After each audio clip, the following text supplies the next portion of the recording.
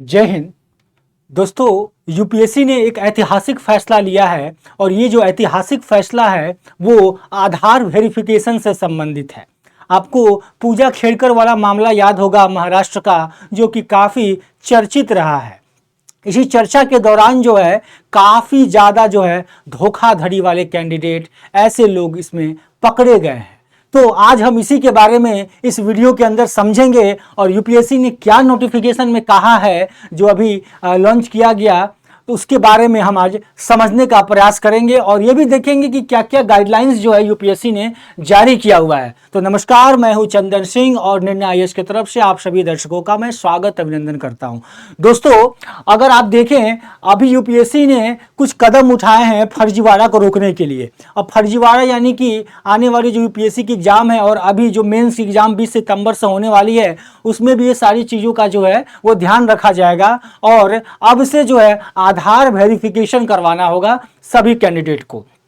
तो आधार वेरिफिकेशन कराना है तो अब आप देखें तो केंद्र ने यूपीएससी को आधार जो है अभ्यर्थियों के लिए वेरिफिकेशन के लिए आधार आधारित प्रमाणीकरण की अनुमति दे दी है। यानी कि अब से आपको आधार जो है आपकी स्वेच्छा वाली पॉइंट दी जाएगी, हाँ ना या ई वेरिफिकेशन करने के लिए। तो ये सारी ऑप्शंस आपको दी जाएंगी ताकि आप प्रॉपर जो है अपने डिटेल्स को भर सकें ओटीआर करते समय, यानी कि वन टाइम रजिस्ट्रेशन के समय। चर्चा में क्यों है? क्योंकि जो पहली बार यूपीएससी को जो है वो पंजीकरण के समय जो है भर्ती परीक्षा में हर एक चरण में दोस्तों, चाहे वो प्रीलिम्स हो, चाहे वो मेंस हो, इंटरव्यू हो, हर समय आपका जो है प्रॉपर वेरिफिकेशन किया जाएगा और आधार का जो आधारित प्रमाणीकरण की जो है अनुमति दिया गया है। यानी कि आधार से संबंधित सारी ऑथेंटिकेशन जो है यूपीएससी भी अब जो है अपने फॉर्म भरवाते समय या भर्ती के प्रक्रिया के दौरान जो है उसका भी जो है यूज करेगी और कैंडिडेट को ये देखेगी कि वो सही है नहीं। महत्वपूर्ण बिंदु ये है कि जो कार्मिक मंत्रालय है, कार्मिक मंत्रालय पर्सनल मिनिस्ट्री जो है, उन्होंने कहा है कि यूपीएससी को वन टाइम रजिस्ट्रेशन यानी जो ओटीआर होता है, वन टाइम रजिस्ट्रेशन पोर्टल पर पंजीकरण के समय जो है वो अपने सारे डिटेल्स भरने होंगे और परीक्षा के चरणों में अभ्यर्थी की पहचान के सत्यापन के लिए स्वैच्छिक आधार पर यानी स्वैच्छिक आधार पर जो है आधार का प्रमाणीकरण करने की अनुमति है। साथ में उसमें आपको ऐसे ऑप्शन मिलेंगे हाँ, नहीं या फिर ई केवाईसी प्रमाणीकरण, यानी कि आप जो है ओटीपी के माध्यम से जो अपना ई केवाईसी जो है वो कर पाएंगे। ये सारी सुविधा जो है वो आपको मिलने वाली है। अब ओटीआर का फायदा क्या है? आपने फॉर्म भरा होगा तो आपको ओटीआर फॉर्म भरने को मिला होगा, वन टाइम रजिस्ट्रेशन। उसका फायदा ये है कि जो आपको ओटीआर नंबर जो मिलता है, जो आपके ईमेल पे आती है, उसको जब आप मान लीजिए अगले साल भी एग्जाम देना चाहते हैं, इस बार अगर आप सफल नहीं हुए, अगली बार फिर देना चाहते हैं, तो आपको बस वो ओटीआर नंबर डालना होता है, आपका डिटेल तुरंत खुल के आ जाता है कि आपने कब क्या क्या डिटेल्स पहले भरे हुए थे। तो 70% जानकारी जो है वो ऑटोमेटिक भर जाते हैं और साथ में अब क्या है कि फॉर्म भरने का समय भी जो है थोड़ा कम दिया जाएगा ताकि ओटीआर फैसिलिटी आ गया है। वेरिफिकेशन पूरी तरीके से होगा। आपने देखा होगा बहुत सारे लोग जो हैं अभी फर्जीवाड़ा में पकड़े गए हैं, अलग अलग रिजर्वेशन कैटेगरी का जो है लेकर जो है वो यूपीएससी में जो है अपना लिस्ट बनाए हुए, अपना मेरिट बनाए हुए हैं। जो जिस कैटेगरी से बिलोंग भी नहीं करते हैं उस कैटेगरी के भी लोग जो हैं वो आपको मिल जाएंगे, जो काफ़ी ज़्यादा पकड़े गए। तो क्यों लिया गया फैसला? अगर देखें आप तो आयोग ने फैसला पिछले महीने लिया है। प्रोबेशनरी जो आईएएस अधिकारी थी पूजा खेड़कर, इसकी प्रोबेशन उम्मीदवारी को रद्द कर दिया था यूपीएससी ने और योग्यता से सिविल सर्विस में जो है धोखाधड़ी का प्रयास किया और इसके साथ भविष्य में सभी परीक्षाओं में शामिल होने पर रोक लगा दी थी।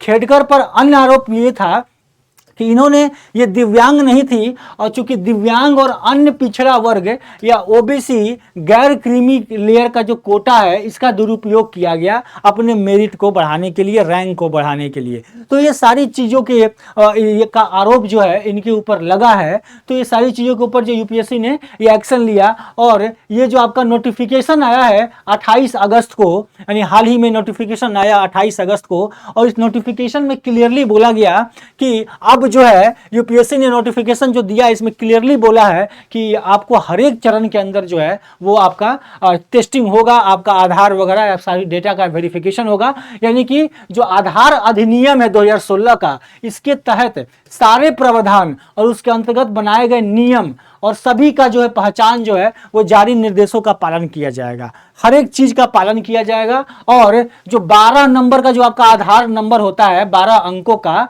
जो यूडीआई द्वारा जारी किया जाता है हर एक नागरिकों को, जिसमें बायोमेट्रिक और डेमोग्राफिक डेटा के आधार पर जारी किया जाता है। तो परीक्षा में काफ़ी ज़्यादा जो है अब साबित चेकिंग की जाएगी और प्रॉपर तरीके से जो है हर कैंडिडेट को जो है वो चेक किया जाएगा। साथ में जून में कुछ और फैसला लिया गया है। अब क्या लिया गया है कि यूपीएससी ने अपने सभी परीक्षाओं में धोखाधड़ी को रोकने के लिए अब क्या किया है दोस्तों, परीक्षा में एडवांस टेक्नोलॉजी का जो है वो हेल्प लिया है। अब एडवांस टेक्नोलॉजी की हेल्प ली जाएगी। आपका फेस रिकॉग्निशन होगा, आपके जो है आपकी फिंगरप्रिंट वगैरह का रिकॉग्निशन किया जाएगा। आर्टिफिशियल इंटेलिजेंस का जो है वो मदद लिया जाएगा परीक्षा के अंदर। यानी कि अब कोई भी अगर कैंडिडेट अगर किसी दूसरे के जगह पर एग्जाम देने आता है तुरंत पकड़ा जाएगा। तो ये सारी चीज़ों का जो है अब यूज किया जाएगा। और साथ में जो आपका अभी जो यूपीएससी एग्जाम मेंस वाला 20 सितंबर से आयोजित होनी है, उसमें भी ये सारी चीजों का इस्तेमाल किया जाने वाला है। तो ध्यान रखने वाली बातें हैं।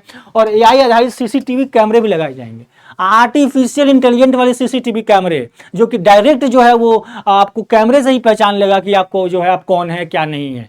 तो ये सारी चीजें जो है आपके आधार से लिंक हो जाएंगी और सारी चीजों का जांच जो है बहुत ही इजीली तरीके से किया जाएगा।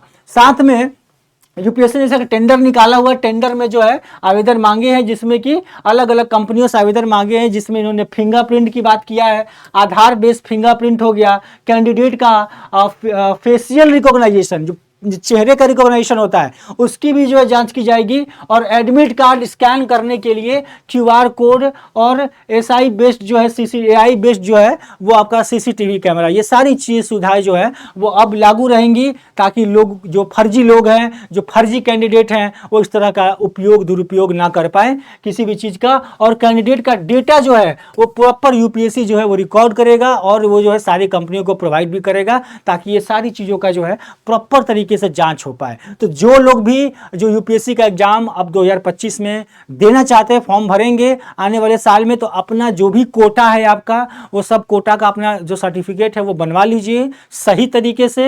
एसटी एससी का सर्टिफिकेट दोबारा नहीं बनवाना पड़ता है, वो आपके पास पुराना भी है तो चलेगा। ओबीसी में अगर आप हैं, क्योंकि उसमें क्रीमी नॉन क्रीमी लेयर का झमेला है, तो आप बनवा लीजिए, ईडब्ल्यूएस अपना बनवा लीजिए, ताकि आने वाले एग्जाम में आपको जो है फॉर्म भरने में दिक्कत ना हो। फरवरी तक में फॉर्म आता ही रहे, तो आपको ध्यान देना है। साथ में यूपीएससी हर साल 14 प्रमुख परीक्षाएं आयोजित करती है, जिसमें भारतीय प्रशासनिक सेवा है, भारतीय पुलिस सेवा है, अधिकारियों का चयन करती है। ग्रुप ए ग्रुप बी के पदों के लिए जो है हर साल भर्ती जो है यूपीएससी निकालती है।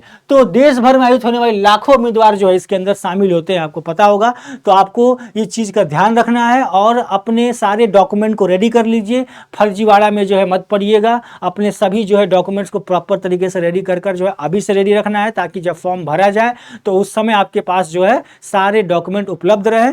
1 साल के लगभग अंदर का ही डॉक्यूमेंट सारे होने चाहिए, यानी कि एग्जाम होने से अब आप बनवाना चालू कर दीजिए, ताकि आपका जो है वो एग्जाम के पहले तक आपके पास, एग्जाम के फॉर्म भरने से पहले तक आपके पास सारे डॉक्यूमेंट हों और आप जो है पढ़ाई प्रॉपर तरीके से करिए। और जो लोग भी जो यूपीएससी का मेंस का एग्जाम देने वाले हैं 20 सितंबर से, निम्न आयोग की तरफ से आप सभी लोगों को जो है बेस्ट ऑफ लक है। आप लोग अच्छे से एग्जाम दीजिए और आशा करता हूं कि ये जानकारी आपको पसंद आई होगी। अगर जानकारी पसंद आई होगी तो इसको लाइक एंड सब्सक्राइब कीजिएगा, और आगे भी हम लोग जो है कई तरह के वीडियोस को, सेशन को मैं लेकर आता रहूंगा। तब तक के लिए जय हिंद, जय भारत।